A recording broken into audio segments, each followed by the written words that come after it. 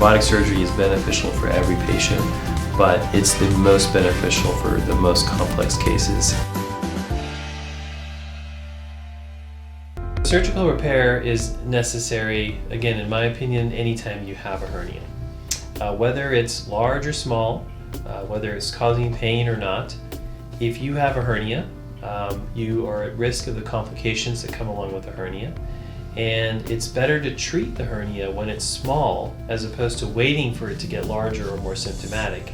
And the risks associated with surgery and the success of repair are improved when you treat it early as opposed to waiting until it gets larger. So as soon as you have a hernia, go in and get it fixed.